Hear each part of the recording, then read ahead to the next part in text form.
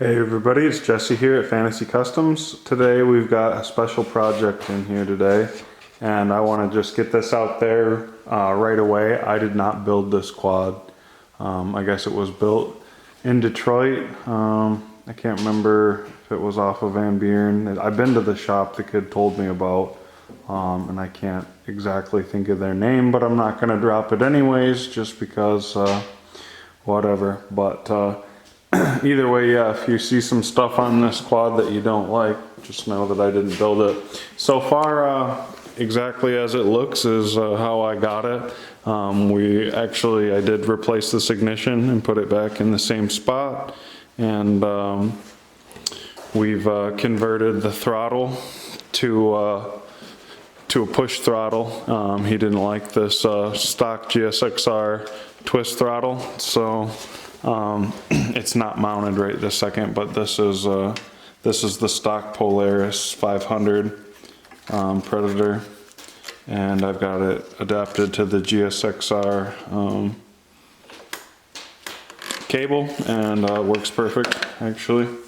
And so the thing wasn't running right at all, so I just wanted to make sure that I was going to be able to make it run right, because it really ran horrible, and now it runs like just like it should.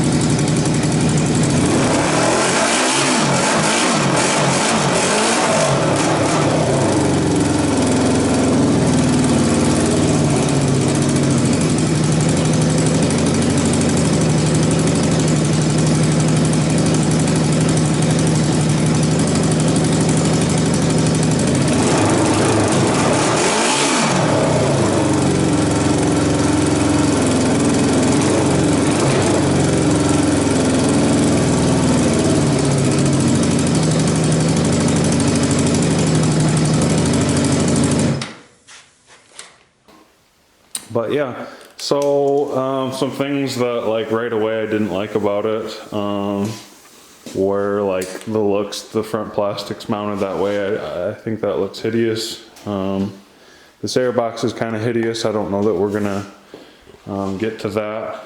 And then the job that they did on the frame, I'll definitely need to document, because yeah, it's like, it doesn't seem very good. It doesn't seem good compared to like the work that I did before. And like, this is round, this is square, and then they just used like very thin angle iron to angle iron with holes drilled in it to bolt together on the tops on both sides. We'll see. I mean, I don't think it would really take me that long to redo that to something beefier, but I have ridden it, so it's not just totally folding in half, but it's not something you're gonna want to take off any sweet jumps, I guess. But yeah, the speed the thing is capable of, I mean, that's kind of sketchy to have thin angle iron connecting things like that, but I suppose it could be a lot worse. And they also have a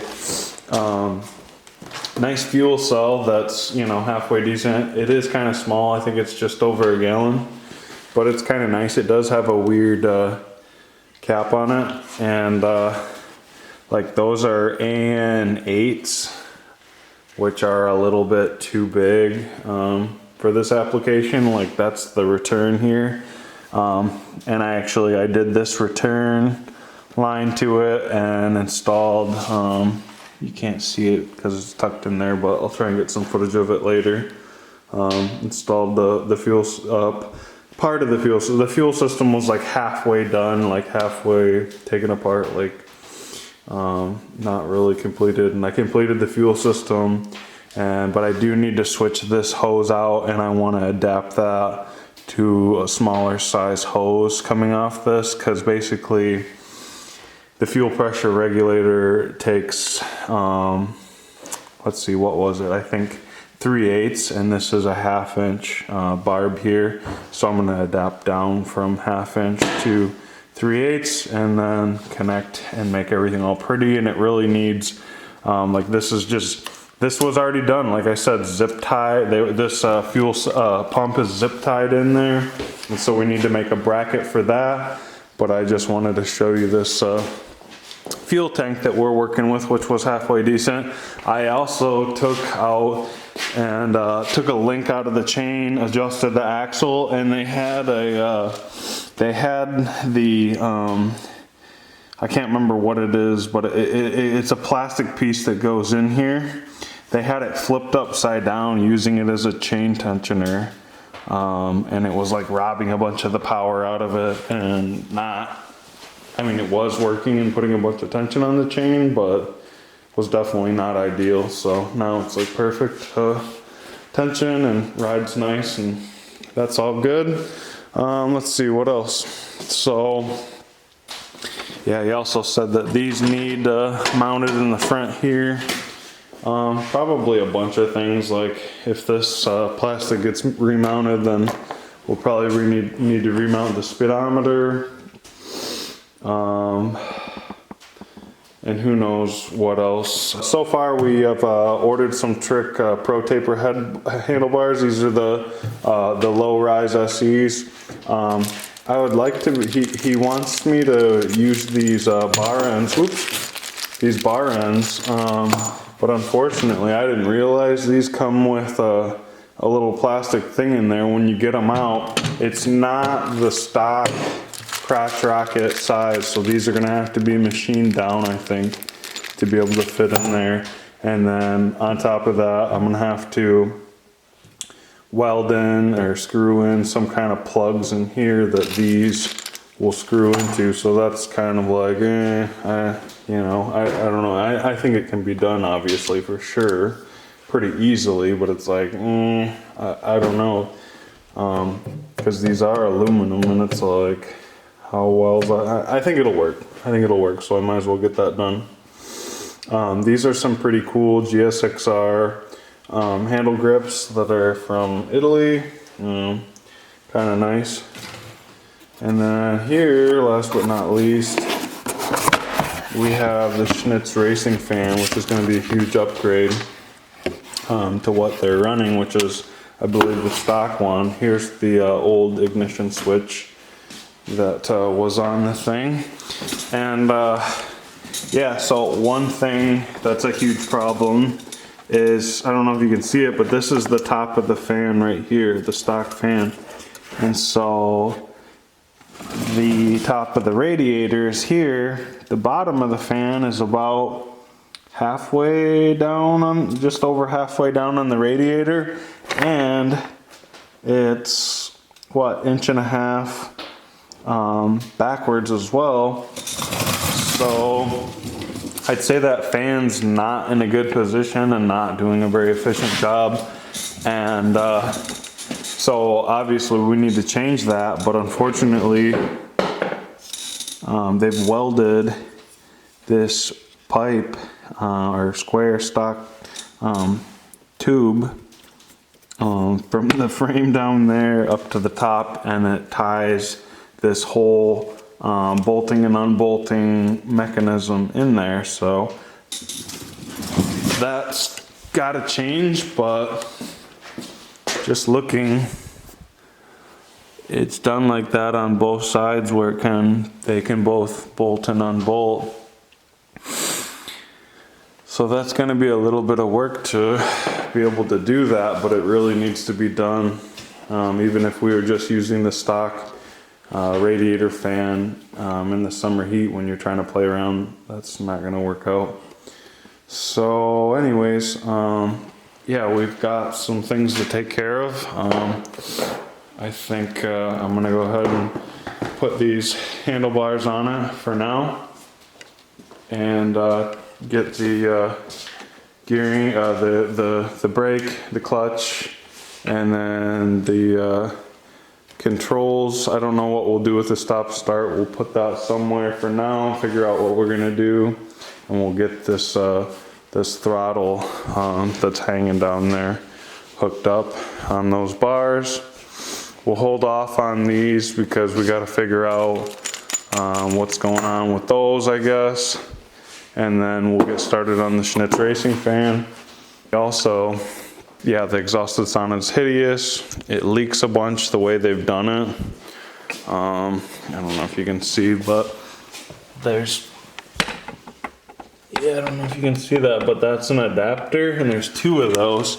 And I'll just get footage of it when I take it apart, and you'll see what I'm talking about. But it was just done horribly, and it leaks horribly, so that'll be nice to do a new exhaust, but tight, like probably one coming out here, one coming out here. Well, this battery is not the stock size battery for the quad or the gsxr, so we're gonna go ahead and get rid of this battery, get the stock one, which is about I don't know, 2/3 as high, and I think the same length, but yeah, 2/3 as high.